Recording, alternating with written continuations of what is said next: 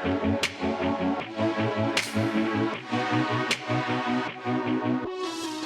going on, guys? Welcome back to the DFS OGs podcast right here on RotoGrinders.com, talking everything week 3, not just football. We talk it all here. So, again, if you guys have questions for the show, keep an eye out on Twitter. I'll put a link out there, usually on Monday.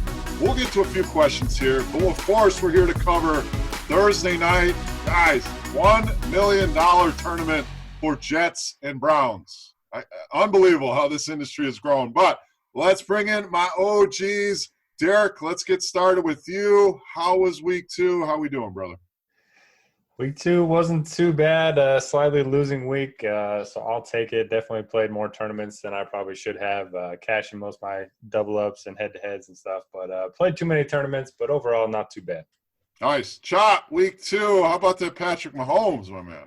Yes, Mahomes, man, Mahomes. So, yeah, week 2 was pretty good. I can't complain. I would take that every week if I could. So feel pretty good about it. Hopefully it's a sign of things to come here. Yeah, same. Had a pretty good week 2, so hoping to keep the momentum going in here in week 3. But let's talk about this $1 million tournament, guys.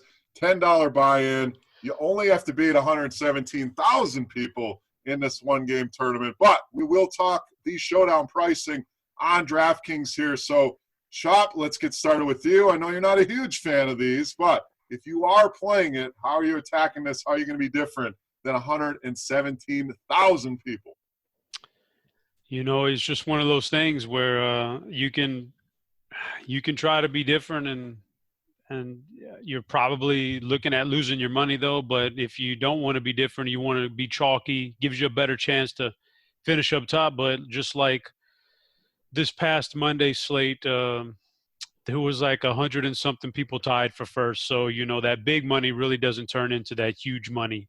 So it's just a preference of what you want to do. So this is a good game. It's interesting. We've got the Darnold came back down to earth here in this last game and looked a little bit more human, and as opposed to the Hall of Fame guy that people were chalking him up to be. And Curse came back and didn't make much of an impact at all. I think we see where his targets are going to go. He wants to go to Quincy with it, so we go there. I mean, it's a really tough team to figure out. It's one week it's Crowell, the next week it might be Powell. I think that's where you take your stand and you're different. You choose one and hope you choose right at the running back for the Jets, because I think everybody knows Darnold is in play and Quincy is in play and Robbie Anderson's in play for a long touchdown. After that offense is pretty dry. So you take a shot at a running back. And on the flip side, Cleveland's interesting. They just got rid of one of the better receivers in the game. So there's some things opened up in that offense. Maybe we saw Callaway make a big play. Maybe it's him. Maybe it's Higgins. I would lean – I think everybody's looking at Callaway after the catch, but I would already lean Higgins, because I'm just not sold that the rookie wide receiver is going to make that big of an impact in the long run. So I would lean Higgins as the guy to differentiate my roster.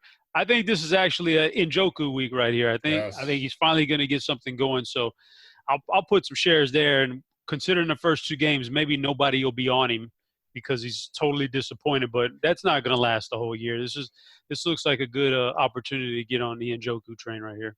Yeah, I agree. I love Antonio Callaway. Love his big playability, but 6,600, it's a pretty big price. When you can look down, and Njoku's 4,600, Higgins only 3,200. Even a Duke Johnson, who they're saying they want to get more involved, Derek, 5,600. So kind of parse through these Cleveland receivers, running backs, pass-catching options, and then the Jets. You know, a lot of different ways we can go here. We haven't always been able to say that about the Jets, but Anunua, Powell, Crowell, who's your favorite Jet there? Yeah, I agree with Chop on basically everything that he said. The question for me is how the Browns are going to ruin another game. I can't believe how they keep losing these games. I'd like to hit on the Josh Gordon thing too, if we can.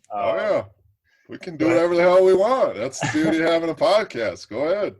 I mean, I don't get it. He shows up to practice or whatever. They say he's not himself, but, there's no suspensions from the league. And then they say, you know what, we're just going to release him. They release a statement, and then all of a sudden teams are like, hey, why don't we trade you for him? So then the Browns patting themselves on the back. Oh, yeah, we generated a bunch of trade buzz by releasing that statement. I mean, could this team be any worse run than they currently are? And then they blow the game against the Saints. I mean, it's mind-boggling to me. Now we get to see Josh Gordon on the Patriots. So, I mean, good for Gordon. He's out of Cleveland finally. But anyway, back to this game. Yeah, on the Jets side of the ball, it does look like Nunwa is Darnold's favorite target. Going to keep clicking the button on him, not hitting the smash button chop. And then when it comes to the running backs, definitely just got to pick one and roll with it. Didn't look like Kirsch really did anything. He's kind of behind Terrell Pryor as their third receiver. So if you want to take a shot on Pryor, I don't hate it. His snap count actually increased in week 2 with Kirsch back in the lineup. Cleveland side, it couldn't have gone worse for Landry and Njoku last week. We kind of expected them to get down in a big hole against the Saints and then air it out, and that just didn't happen. They kind of just tried to milk the clock after they built that lead. So I think this is a good bounce-back spot for their passing offense. I like Landry. I like Njoku. And like Chop mentioned, everyone's going to be looking to Callaway after that big catch. Higgins was just as good. If you take away that big long touchdown from Callaway, Higgins would have had the better game. He's significantly cheaper, probably going to be similar ownership, and he's half the price. So definitely prefer Higgins over Callaway. And, Duke Johnson, I think I like that call as well. And don't forget, Terrell Pryor, a little bit of revenge here, playing his former team in Cleveland, saw 8 targets last week. So Robbie Anderson's kind of fallen off, and Nunwa, the talk of the town, but Pryor, the guy that I think could be sneaky here. And Chop, our boy learned a lesson. He's not smashing football players anymore. Just don't smash those guys. You put them on your roster, Jared. Don't smash them. It didn't even help last week. Oh, it did not. So let's move on to Sunday. Main slate, early action, first game. A lot of fantasy goodness potential here with New Orleans and Atlanta. Derek, let's get started with you. Pretty high total here, sitting at about 53. Pretty close spread, about a 3-point spread. So fireworks galore. Julio Jones kind of disappointed last week. Tevin Coleman did what we thought. In New Orleans, look, it's been a struggle. I mean, they have not looked good here. Can they clean things up? Can they get crisp here? Can they get it done against Atlanta? Yeah, love this game. This will probably be the one that everyone looks to stack, and rightly so. We called Christian McCaffrey last week on the pod, ended up with 14 catches. The Falcons, the worst team when it comes to defending running backs out of the backfield each of the last 3 years. They're still missing Deion Jones. At least we expect him to be out again in week 3. So you got to think this is going to be a great spot for Kamara. He's going to be my top running back of the week, even though I do like Gurley quite a bit as well. But just love the upside for him. Also like the running back on the other side. Tevin Coleman had 2 touchdowns vultured by Matt Ryan. I don't expect that to happen again. He did lose some work to the backup, but he still played, I think, 2/3 of the snaps. So I'll go right back to Coleman. And then the passing game's obviously viable as well. Michael Thomas, really the only guy I want to play in the Saints passing attack. And good spot for Julio Jones. So, I mean, a lot to like in this game. You can stack it and bring it back with players from the other side too. Yeah, I think Kamara, not that he's going to go unowned, but I think his ownership will take a dip. You know, a lot of people had him last week and didn't perform up to what we saw in week 1. And like you mentioned, Derek, this is about the best matchup that you could ask for as a pass-catching running back, and I don't think there's many better than Alvin Kamara in that department. So, Chop, agree with that. It's a big price to pay, $9,500. What do you think there? And then obviously, what are you hitting on the rest of this game, Saints and Falcons? Yeah, the Saints are they're going to be pretty cut and dry all year long. And they've become like a 3-man centered offense. It's Breeze, Kamara, and Michael Thomas, at least until the big boy gets back from his PED suspension. Well, I'm drawing a blank on his name. Mark Ingram. Yeah, Ingram. Right now, it's a 3-man show. Thomas, Kamara, and Breeze, and Thomas and Kamara are going to put up good numbers every week. So that's pretty easy right there. You can roll with that. And obviously, Kamara would be. I mean, he'd be my choice as the number 1 back right now. So I'll put him in plenty of lineups. On the flip side, that game went kind of the opposite for Tevin Coleman as I thought it would go. I thought he would catch a lot of passes out of the backfield and do a lot of work in the pass game, and he actually ended up running for 100 yards on a very tough run defense. So I love Coleman. Love him, man. I don't like the price increase as much, but, man, you still got to love Coleman. He's just a really fluid back, man. He's really good. I think he's better than Freeman, and he's going to get a bigger workload, so I'm good with that. Julio, I'm 100% accepted of firing up Julio this week. I don't mind a tough matchup. I think there's not a single defensive back in the league that can one-on-one stop him. So if they want to try to shadow him with Lattimore, I would encourage playing Julio in that situation because nobody's going to stop Julio one-on-one. And, they're a similar team. Ryan, Coleman, and Julio is pretty much the only way you want to go. I mean, you could try to one-off a quick touchdown from Calvin Ridley or Sanu, but I don't like to play that game with number 2 and number 3 wide receivers when you got such a stud like Julio. Yeah, I mean, it's another – we talked about it last week. This will be a good one to bounce back and come back to. If you went back to Kelsey and Keelan Cole and Chris Hogan and a lot of the guys that burned people in week 1, you got them very low owned and they produced. And I think we could see that here with Julio Jones, Chop. I agree it's a tough matchup with Lattimore. Still saw 9 targets in that game, so always going to get 10-plus targets in a potential shootout at home. I think Julio bounces back in a big way. So let's move on, Chop. Next game, Green Bay and Washington. We got the Packers going in to the nation's capital. Tie game. Can we just end ties? I mean, what the hell is it with ties in football? Like, I bash on my buddies that are soccer fans about ties. Why can't we just play until somebody wins the game? I don't understand that. But anyway, moving on. If you got a comment about that, throw it in there, Chop. But we saw Aaron Rodgers play, get the job done. I don't think it's vintage Aaron Rodgers, obviously. Do we want to pay that price for him? And then the other side, Washington looked great week 1, come home, drop a dud in week 2 against the Colts. Which Redskins team do we get in this one? Well, I would say a couple things there. Number one, as far as the ties, they ought to just do away with overtime in NFL and use the overtime system that they have for college. It's exciting. It's fun. So what if it's like a little bit kind of like penalty kicks in soccer, where the guys, you get your drive, it starts at the opponent's 25 and, you go back and forth till somebody wins the game. Is so much better than the 15 boring minutes of punting, and punting that we're getting now. But anyway, that's a different – and then the second thing I wanted to bring up was, man, how awful was that call on your Packers of roughing the passer? Don't get me started. That not only ended that game, made that game end up the way it was, but also from that point to the rest of the game, those Diggs and Thielen and Cousins stacks absolutely went crazy because of a terrible call, which would have ended the game basically. So, man, that's rough. Just put a pink jersey on the quarterbacks. I mean, that's where we're at right now. I mean, just put them in a little onesie and don't touch the baby. You can't touch the baby. Seriously, that's what it is, but that's the way they want it. I guess they want to try to protect him. But, boy, these guys are in a tough spot to try to do any tackling on the quarterback. Once you get there, now you can't even fall on them. I mean, it's just – that sucks. But that's the way it is. So, we got to bounce back here. Green Bay on the road at Washington should be a fun game. I think Aaron Rodgers looked good. I put all the knee worries behind me there, but I don't think we've seen a running back yet come out of this backfield and do anything for Green Bay. Maybe this is the week. Devontae Adams looks matchup proof when he can absolutely torch Xavier Rhodes like he did last week. I don't have the exact numbers in front of me, but I did read them on Monday morning. He torched Xavier Rhodes. So if he can do that to him, he can do that to anybody. So Devontae's matchup proof. Rodgers is obviously matchup proof, but I expect one of these running backs to finally step up and do something this game. I know they get Aaron Jones back this game, but I guess Jamal Williams is the guy there that we have to take a shot at. I think Jamal Williams can do something. On the other side, Alex Smith has done exactly what he did in Kansas City. He leads a nice, boring offense that wants to check down the running backs and things like that. So really it's not too exciting. I'm not going to Adrian Peterson. Chris Thompson would be my preferred play, but he caught a lot of catches last week. I don't know how much he's going to catch this week. These wide receivers are just – it's terrible. It's spread out. Josh Dotson can't hold on to the ball. Like he's a huge bust right now. Richardson, I don't believe in him, and Crowder's not getting the work.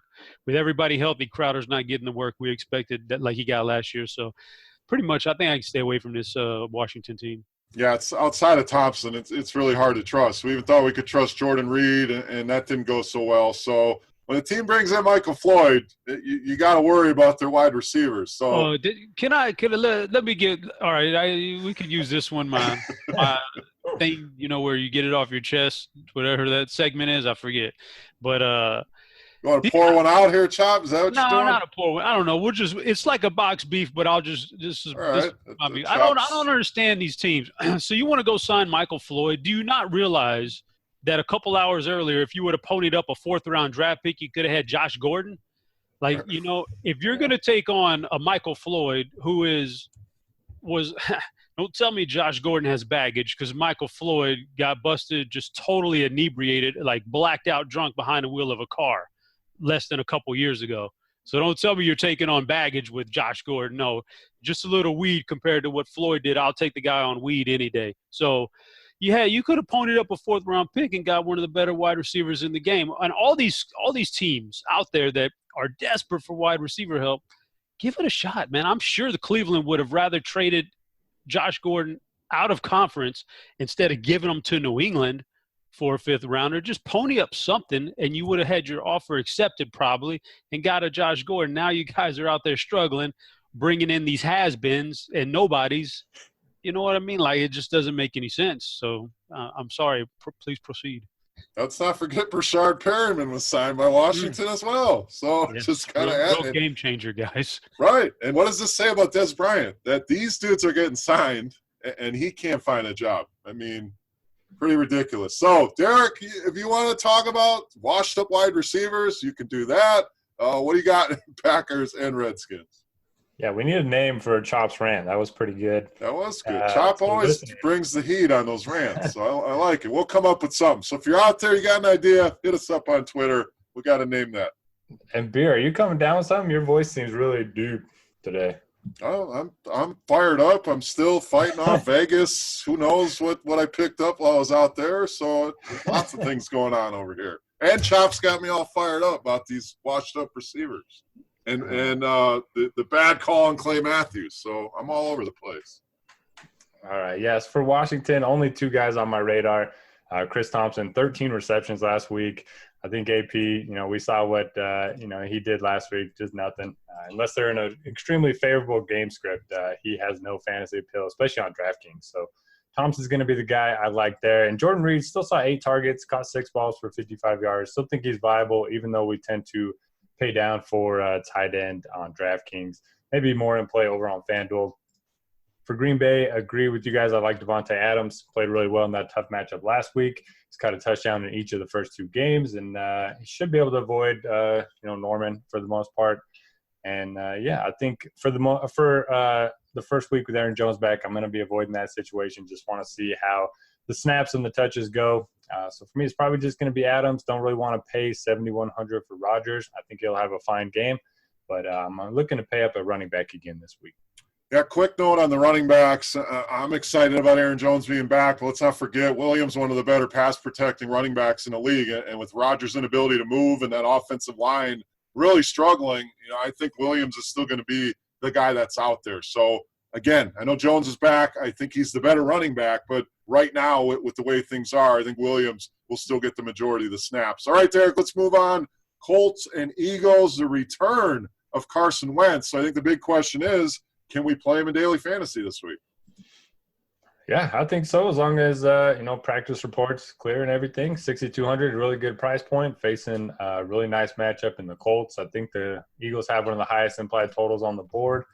And the running game, hasn't been great so far. So I certainly think we can look to Carson Wentz here. Definitely an upgrade to his pass catchers.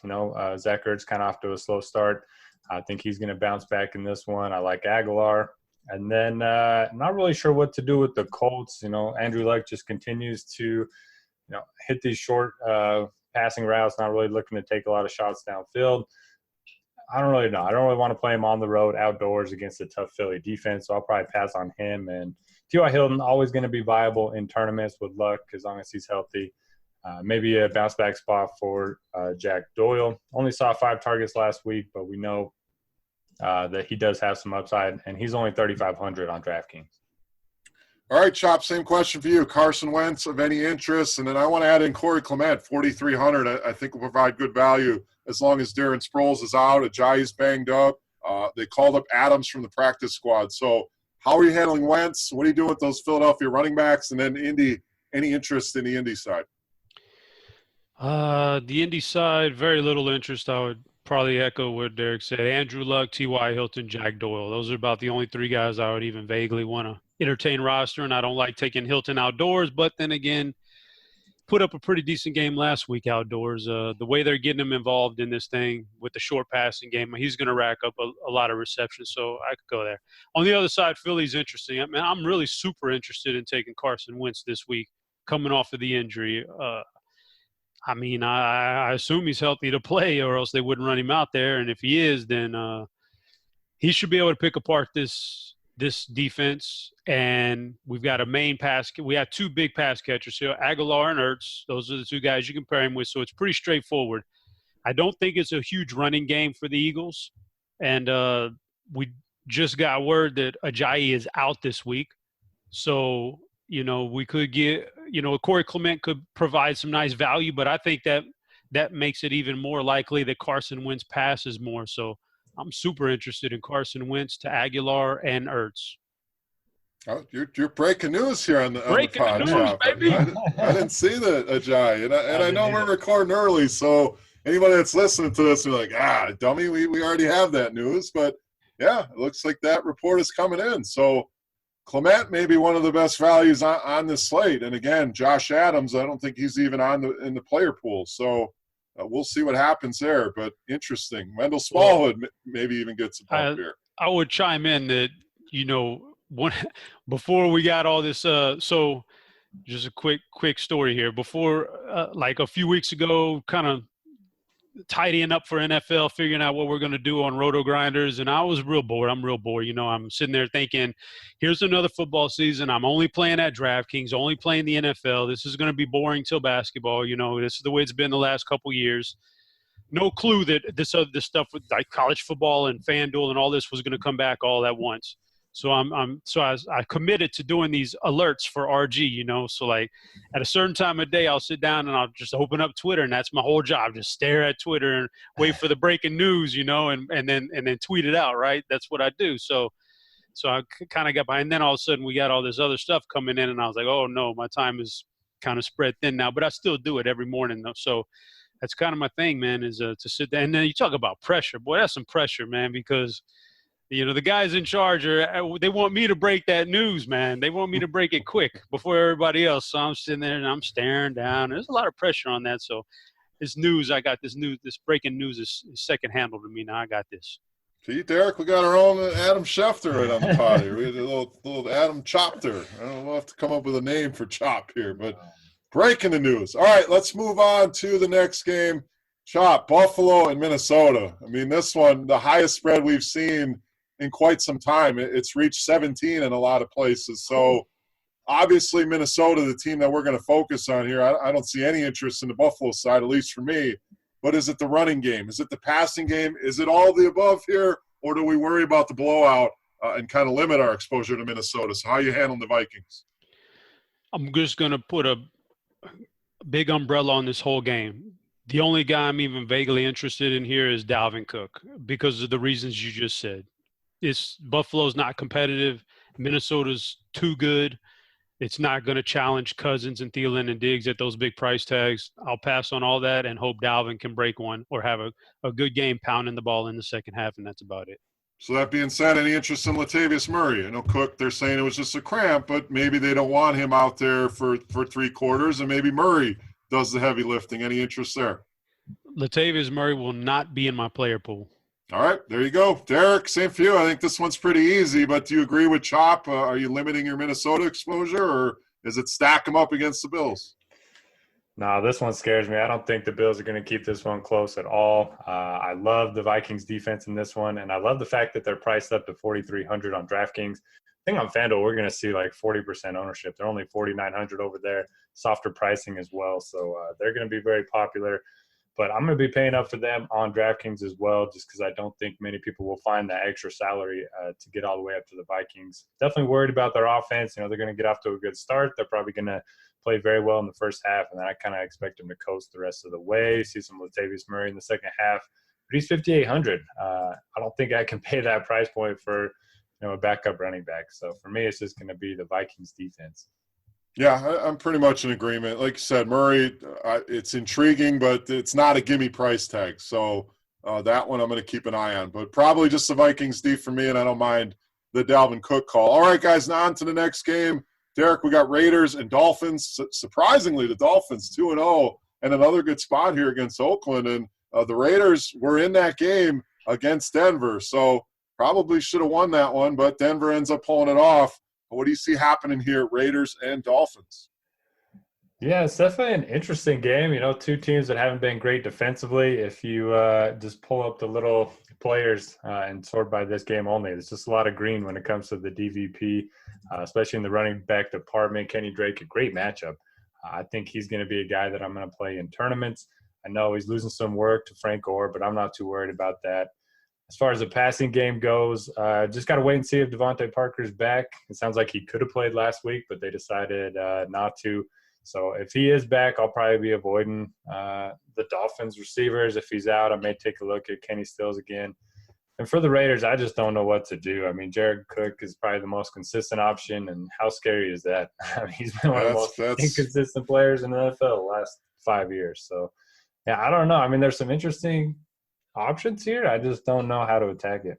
And why is it that Amari Cooper only plays well when you don't want to play him? Well, he goes into Denver and catches 10 of 10 targets, but any other time he can't do anything. So, Chop, any interest in going back to the Amari Cooper? Well, 6,600 on DraftKings. And then what are we doing with these Dolphins? I mean, Kenyon Drake looks good, but he's splitting the workload with Frank Gore in the passing game. It's one of those teams, they just spread it out so much. So as much as I like Kenny Stills, can we go back to that well this week? So Amari Cooper is it's the current day version of Todd Gurley to me. This is my new project. You know, it used to be Gurley where you just pound him in there every week and, you know, let everybody dog him for what they perceived him to be. But then we really knew he was really good. And then he finally showed through with the right coaching. Well, that's kind of like Cooper to me. I know he's good. Like we've seen the guy play for forever now since Alabama. We just know he's good. He's still super young. He just needs the right pieces around him and the right coaching staff. So I'm not giving up on him yet. Yeah, I'm going to go back to Cooper. I think this is going to be a big year for him. And I missed the train in the Denver game, and it wasn't because I doubted Cooper. It was because I didn't want to match up with the Denver defense like that. But obviously mistakes were made right there. So I think you could take him in this game against Miami. I'm not sold that defense is actually as good as it's put out there on paper so far this year. I would go to Cooper, and that's about the only guy I want to take on that Oakland side. And on the Miami side, yeah, man, you nailed it. They spread it out so much. Devontae Parker should be back this week. He was really close last week. For some reason, was a late inactive, but I would assume he's going to be back. They're going to spread it out. They got 4 receivers there, any of whom can catch a pass on any down. So I'll probably pass on this offense. So they just spread things around too much. So, Chop, I got to call you out, brother. Uh-oh. So you lectured Derek that he couldn't smash, and I forget who he smashed. You just said he spent a year pounding Todd Gurley. There you go, man. So have you ever seen Todd Gurley? Fair is have fair. You ever I've seen seen Todd him. Gurley? That's a very handsome man. He's a good-looking guy. I'm just a whole year of pounding Gurley. I'm just trying to keep things even around here. So smashing and pounding, and we'll get into a little. We're gonna wonder why our ratings are so high in the red light district of Washington. They love us in Amsterdam and in Vegas. That's where we get the most listeners. All right, let's move on from all the pounding and smashing to Denver and Baltimore. Chop. I mean, speaking of good defenses and pounding and smashing, that's what could happen here. Could be a lower scoring game. So any interest DFS-wise in this one? There's a little bit. These are the kind of games I usually don't like to pry too far into. But just throwing out some names. Number one on the Denver side, Phillip Lindsay. Obviously, looks like he's taken over more touches in the backfield than anybody. I mean, Freeman was the 3rd on the list last week. Lindsay has the type of game, catching balls out of the backfield that would line up best with Baltimore. So I think you could go there. Emmanuel Sanders playing the slot. Who was it on? I think it was a Thursday night game. Baltimore against Cincy this past week. It was Boyd, who absolutely crushed this defense coming out of the slot. So Sanders is better than Boyd. That's not a reason why you would take him. Just everything plays out for Sanders to be a solid target in this game too. So those are two guys I think you could look at. On the Baltimore side, that's where I would probably draw the line.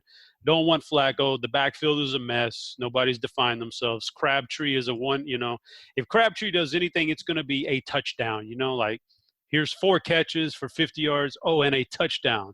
There doesn't seem like there's any upside there unless he's like really holding, I don't know what Aqib Talib's not on the other side no more, so maybe he won't play scared. But then there's John Brown. I don't think I want to play John Brown against this secondary, so Baltimore is not a place I want to go. But those two guys for Denver have a little bit of interest from me. Yeah, Lindsey's still only 4,600, and like you said, I'm a big Royce Freeman guy, but you have to look at reality, and Lindsey's been the much better running back so far through 2 weeks. So, and John Brown, 4,800, Derek, of some interest here. I think you can beat Denver over the top. It's risky, but I think that price is still lagging behind. But who stands out to you here outside of the defenses, maybe Broncos and Ravens? Not a ton of interest for me. I do like the Emmanuel Sanders call by Chop. Tyler Boyd, like you mentioned, just tore up this defense in the slot last week. So I like that call. A little interest in John Brown. If you're making 10 tournament lineups, I'd throw him on one. And I want to see what Alex Collins is going to be able to do in this game. We saw Marshawn Lynch have a pretty decent first half against the Broncos last week. Alex Collins was out to a good start against the Bengals, then they just fell behind. I did receive 4 targets, 3 catches for 55 yards. I know he lost the goal line work to Javorius Allen 2 weeks in a row, but I'm interested to see what's going to happen. Probably won't play him, but he's a guy to keep my eye on. I still think he's a pretty talented running back. All right, moving on. Next game, guys. AJ Green on the road alert here. Cincinnati going to Carolina. Cincinnati looked good in that Thursday night game. So a little bit of extra rest for them, but Green was good. Unfortunately, they lost Joe Mixon. So cover Gio Bernard. I think he's going to be a big topic across the DFS landscape this week. Is he a cash game play for you? I think the sites did a good job of pricing him up. So not a free square out there, but your interest level in Gio Bernard at 5,900 on DK, FanDuel 6,400. And in Carolina, coming back home, McCann put up numbers, McCaffrey put up numbers, Funchess was good. Is that the 3 that you want from Carolina this week, Derek? Yeah, Carolina's pretty easy. You play Cam, you play C-Mac, and you play Funchess. Not a ton of interest in anyone else there. Their tight end situation, Ian Thomas didn't really do much. So just going to be those 3 once again. C-Mac, I think he's fine, but I'm still worried about his rushing upside. If he doesn't catch a bunch of balls, then he's probably going to struggle. Also have some exposure to him in tournaments because I do think they're trying to get him the ball as often as they can. 22 touches was promising last week. As far as Giovanni Bernard, yeah, one of my favorite point per dollar plays. I do like that the sites priced him up, and he's just one of those guys that's going to catch a lot of passes. One of the best pass-catching running backs in the NFL. He's also going to get some rushing work. So especially on a site like DraftKings, I definitely think I will be paying that price point. AJ Green on the road, always viable. Tyler Boyd looked really good last week. It doesn't seem like his price got a bump either. He's only 3,700, so I think he'll probably be popular. But it does feel like we're chasing points a little bit with that one. Yeah, I agree on that one. It was great. I think his role will grow, but I don't know that he's going to put a game like that on the board again. But 3,700, not a bad price. So, Chop, same thing. Your boy A.J. Green on the road, Gio Bernard in play now. And then the Carolina side of things, who are your favorites in this one? Yeah, for A.J. Green, I mean, we were all pretty willing to load up on Julio last week against Carolina just based on maybe a little history there and things like that. Well, A.J. Green is in that same level. He's not quite Julio Jones, but he's a premier wide receiver. So any, playing on the outside out there, I don't see a reason why I wouldn't play A.J. Green. I'm not really scared of this matchup. So A.J. Green, but no other wide receivers. I'll pass on all those guys. Bernard, I do like quite a bit. I said earlier that I thought Tevin Coleman would catch a lot of passes against this defense last week. And it worked the opposite way. He ran for a lot, didn't catch a lot. Bernard's the same way. If I thought Coleman could catch passes, Bernard can catch passes too. So I'll take Bernard to maybe catch 5 or 6 passes out of the backfield if they can't run the ball. And on the flip side, Carolina, like Derek said, it's all Cam, it's all McCaffrey, and I don't even want Funchess this game. He's just, there's the upside in tougher matchups just isn't there. You're looking like a Michael Crabtree kind of line there. 5 catches for 50 yards, and his upside would be, can he get in the end zone with 2 of those catches? I don't want to depend on a touchdown. I want a guy who's going to have that chance of putting up a 100-yard game, and I don't think Funchess is that guy. So it's just McCaffrey and Newton for me. And I'm hearing some DJ Moore talk out there. Yeah, you got a touchdown, but 2 targets in that last game. So tough to get too excited about that one. Jarius Wright playing a role there, Torrey Smith. So a lot of those pieces I don't have much interest in. A little bit more interest in Funchess than you, Chop. But Gio Bernard, I think definitely the story of that game, playable in all formats. All right, next game. Got 3 games left here on the main slate. Let's get to Giants and Texans. Chop, the Giants, outside of Barkley catching 1 million passes, they look bad. I mean, they lose a piece on the line. Eli Manning looks lost, and now you got to go into Houston, one of the better defenses in the league, in my opinion. And on the Houston side of things, pretty simple. Will Fuller's in the lineup. You want some exposure to Deshaun Watson. So is it all systems go for that Houston passing attack against the Giants? For the Giants, yeah, they look pretty darn atrocious on offense outside of Saquon and even Odell. Those are the only 2 guys I would even think about rostering here. And the price tags aren't discounted on either one of them in any way, so it'd be tough. But I actually think this is probably – I think the Dallas defense is sneakier good than what people are going to give it credit for until they see it for a few weeks. So I think this is a better matchup for New York than Dallas was going against Houston, but still not a cakewalk. So I'm just a little bit of Barkley, a little bit of Beckham, but I'm not super stoked on that offense with that offensive line and Eli being so damn skittish. On the flip side, you're right, Watson, man. Once he gets Fuller back, now they're back at home. A healthy Hopkins, a healthy Fuller. Deshaun Watson can take off here. I wouldn't doubt if he puts up one of those 4 or 5 touchdown games here. So I'm definitely into those 3 guys, and I'll pass on the running game here. It's just not – there's not – Lamar Miller's – he's toast, man. Yeah, I mean, is there anything more boring than Lamar Miller? Like, he gets the ball, but it's always 18 for 60, 15 for 40. It's never a big game. So, Derek, do you agree? Are you playing Mr. Vanilla, Lamar Miller, or is it the passing game for Houston? And then the Giants side, I mean, do we get a bounce back from Beckham? I think that could be one of those guys that bounces back this week, but tough matchup here with Houston. I'm not as down as everyone on Lamar Miller. He is averaging nearly 5 yards per carry this season. He's one of a handful of running backs to play at least 75% of the snaps in each of the first 2 weeks. He's finally playing at home. Could be a favorable game script for the first time. So I don't hate him. 5K is not a bad price point. I know Alfred Blue's going to come in and still a little bit of work, but I don't hate him if you need a cheap running back that's going to be low owned. Definitely have a ton of interest in Deshaun Watson. Everyone's like writing this guy off, and he had 27 fantasy points last week. Will Fuller and DeAndre Hopkins both over 100 yards on the road. They're coming home for their home opener against a Giants defense that hasn't looked as good as I kind of expected it to at the beginning of the year. So, yeah, I'll play Watson. I'll play Hopkins and Fuller in tournaments. Definitely like that stack. As far as the Giants go, it's pretty much Barkley and Beckham. They're probably both going to be under-owned a little bit this week, so I'll have some shares in tournaments and just hopes that this game turns into a shootout. I know it's got a low total. I know both of these defenses have a lot of talent, but I think this game has some sneaky upside. And for my third and wrong last week, Texans defense, I was so excited to play them once all the tackles for the Titans were out, and they gave up that fake punt touchdown, and nothing happened after that. So that was my third and wrong last week. Yeah, they were hard not to play on DraftKings at least. 2,600 last week. And even when Clowney went out, I'm like, I'm still going to roll him. So I'm with you. Had a lot of exposure there. But love this passing game. You know, Watson bounced back in a big way last week. And even with that total, I agree, Derek, it looks lower than I expected it to be. I love this Houston passing game. I'm going to leave Lamar Miller alone, but I'm going to go with Watson, Hopkins, and Fuller. Speaking of Tennessee, that's our next game. Tennessee going to Jacksonville.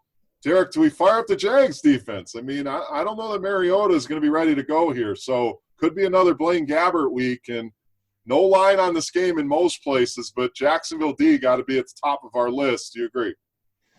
I hope Mariota's out again just so we can get some Gabbert revenge, you know? Is that really a thing? No, I would definitely be firing up the Jags defense in that scenario. Really no interest in the passing game for the Titans. And, you know, we kind of saw a bad week for Deion Lewis against the Texans. This probably will set up as a better game script. Pretty much the only way to attack the Jags is with a pass-catching running back. We saw James White have a pretty nice game last week. As far as the Jags go, going to have to wait on Fournette. Yeldon didn't quite have the game that a lot of people were hoping for. I just don't think you can trust these backup running backs for Jacksonville. It's been, last couple of years, every time they've stepped up into a starting role, they just haven't really done a whole lot. So no interest in Yeldon. Keelan Cole had that big game. I think he's going to be the number one. I know they're going to be rotating in the 4 receivers with Chark and Moncrief and Dede Westbrook, but I still think Keelan Cole's the number one guy there. I like the price point of 5,600. Love the matchup. This is a pass funnel defense in the Titans, so definitely going to be taking some shots on Keelan Cole again. And don't forget Blake Bortles, guys. When Leonard Fournette sits out, this guy's averaging about 23 DraftKings points a game. I think it's a 4 or 5 game sample. So if you had some exposure last week, definitely enjoyed it, and I think this could be another good spot. So tends to step up without Leonard Fournette in the lineup. Chop, your thoughts, Titans and Jags. Don't want any Tennessee players, and if it doesn't, it just depends on if the offensive line is still as damaged goods this week, then I probably lock in Jacksonville's defense. If they get their 2 offensive linemen back off the inactive list, then maybe I'll lower that exposure on Jacksonville a little bit. But that was a huge deal last week. Remember that Houston also had to go without Jadeveon Clowney last minute, so that was a pretty big blow to their defense. Otherwise, they probably could have done better. But Tennessee, regardless of Mariota or offensive lineman, I don't want any of those guys on the road in Jacksonville. And then on the flip side, everything hinges on Fournette. If he comes back, I probably don't want any piece of this Jacksonville team at all, to be honest with you. And if he's out, then, like you said, Bortles has shown that they're better play callers when Fournette is out. They give him better plays to work with. The receivers are in better position. So if Fournette's out, I want some exposure to this passing game. If Fournette's in, I'll probably fade this whole game.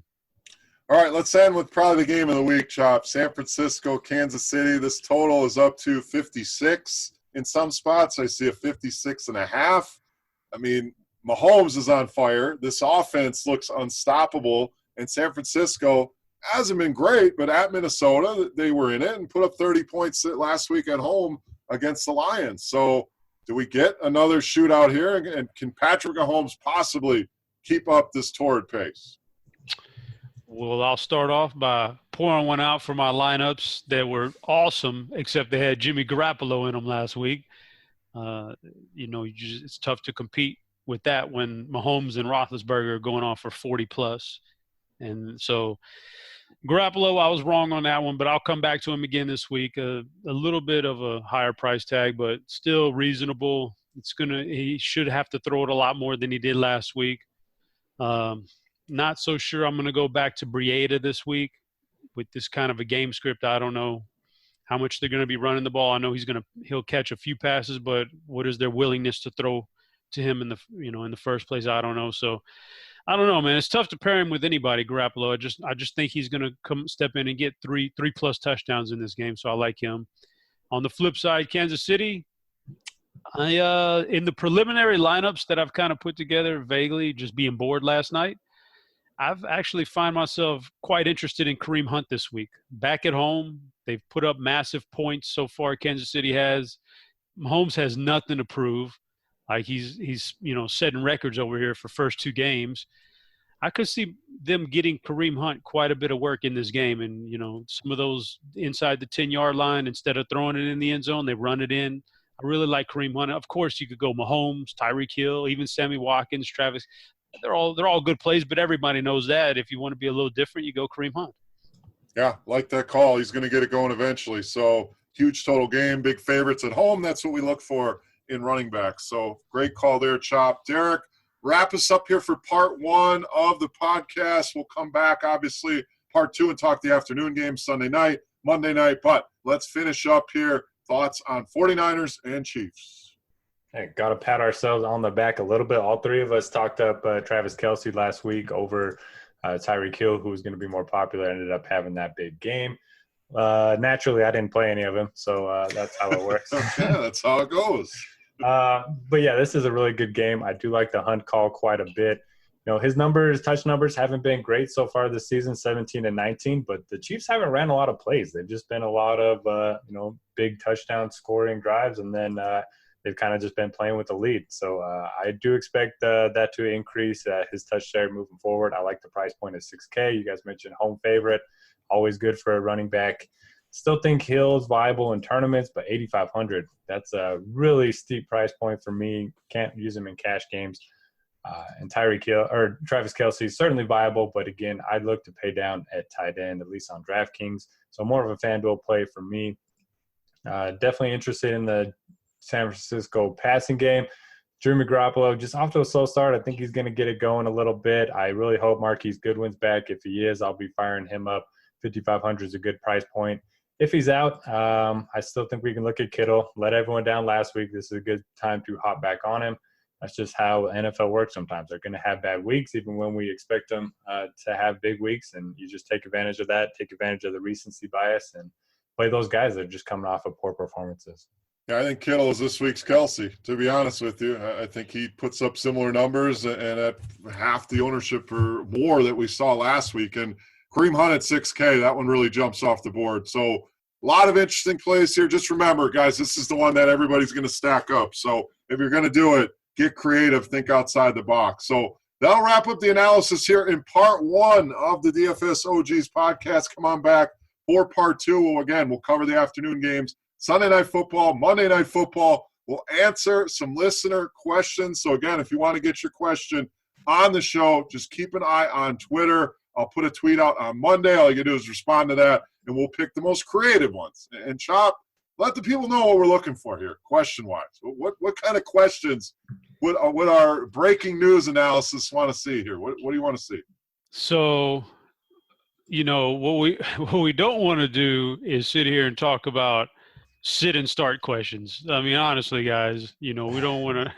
But if you like, when we come back for part two, we need things like Derek needs to explain himself from that time in Vegas with the peanut butter jar that was empty by his trousers. That was messed up. Yeah, we need to.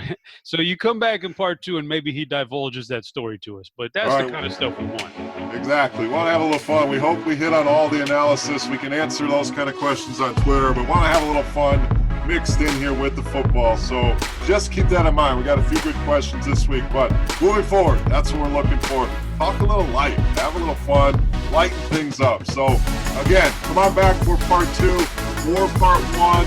I am Beer, joined as always by Chop, Noto, and we'll see you back in part two, guys.